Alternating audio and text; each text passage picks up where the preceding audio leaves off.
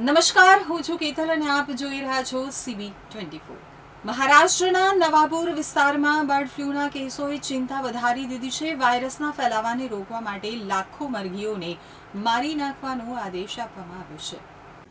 આ ખતરનાક વાયરસ મનુષ્યો માટે પણ જોખમી માનવામાં આવતા હવે સુરતમાં પણ તંત્ર એલર્ટ મોડ પર આવી ગયું છે। સુરતના મરઘા કેન્દ્રો અને પોલ્ટ્રી ફાર્મોમાં હાઈ એલર્ટ જાહેર કરવામાં આવ્યું છે। ડોક્ટર દિવ્યા ચૌધરીના માર્ગદર્શન હેઠળ સુરતમાં અત્યાધુનિક બાયોસિક્યોરિટી વ્યવસ્થા અમલમાં મુકાઈ છે। ફાર્મોમાં બહારના લોકોના પ્રવેશ ઉપર પ્રતિબંધ, આઇસોલેશન વોર્ડ અને ચુસ્ત ફેન્સિંગ જેવી વ્યવસ્થાઓથી સંક્રમણ અટકાવવા પ્રયાસ શરૂ કરાયા છે। તો તંત્ર દ્વારા આગોતરા પગલાં લેવામાં આવતા હાલ સ્થિતિ પર સતત નજર રાખવામાં આવી રહી છે। મહારાષ્ટ્રના નવાપુરામાં બર્ડ ફ્લૂના વધતા ખતરા વચ્ચે સમગ્ર વિસ્તારમાં ચિંતા ફેલાઈ ગઈ છે।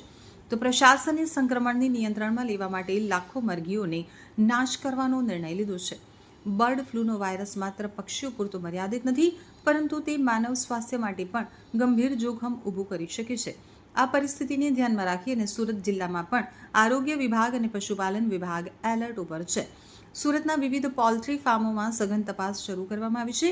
ડોક્ટર દિવ્યા ચૌધરીના માર્ગદર્શન હેઠળ ફાર્મોમાં અત્યાધુનિક બાયોસિક્યોરિટી સિસ્ટમ લાગુ કરવામાં આવી છે। ફાર્મમાં અનધિકૃત પ્રવેશ ઉપર સંપૂર્ણપણે પ્રતિબંધ મૂકવામાં આવ્યો છે। શંકાસ્પદ પક્ષીઓને અલગ રાખવા માટે ખાસ આઇસોલેશન વોર્ડ પણ બનાવવામાં આવ્યા છે। સાથે જ ફાર્મની આસપાસ ચુસ્ત ફેન્સિંગ અને સેનિટાઇઝેશનની વ્યવસ્થા પણ કરવામાં આવી છે। તંત્રનું કહેવું છે કે હાલ સુરતમાં કોઈ બર્ડ ફ્લૂનો કેસ નોંધાયો નથી, પરંતુ આગોતરા સાવચેતી તરીકે તમામ જરૂરી પગલાં લેવામાં આવી રહ્યા છે। ડૉક્ટર દિવ્યાજી ચૌધરી, મદદનીશ પશુપાલન નિયામક તરીકે ઘનિષ્ઠ મરઘા વિકાસ ઘટક સુરત ખાતે અહીં ફરજ બજાવું છું।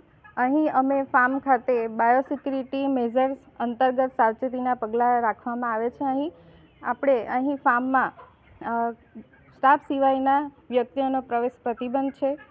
ફાર્મના એન્ટ્રન્સમાં ફૂટબાથ રાખવામાં આવ્યું છે, જેમાં જંતુનાશક દવાનો ઉપયોગ કરીએ છીએ, જેથી બહારના વ્યક્તિ દ્વારા અંદર રોગ ફેલાય નહીં।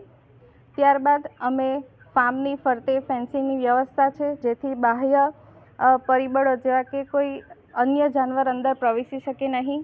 તેમજ ફાર્મની અંદર નિયમિત રીતે સાફ સફાઈ કરવામાં આવે છે। મરઘાઓના આહાર માટેના સાધનો, ખોરાક પાણીના સાધનોનો રેગ્યુલર અમે સફાઈ રાખવામાં આવે છે, તથા નવા પક્ષીઓને અલગ રાખવામાં આવે છે અને પક્ષીઓને બીમાર પડતા એને અલગ રાખી એની અલગ સાવચેતી રાખવામાં આવે છે, તથા અમે અહીં પક્ષીઓનું રેગ્યુલર વેક્સિનેશન પણ કરીએ છીએ।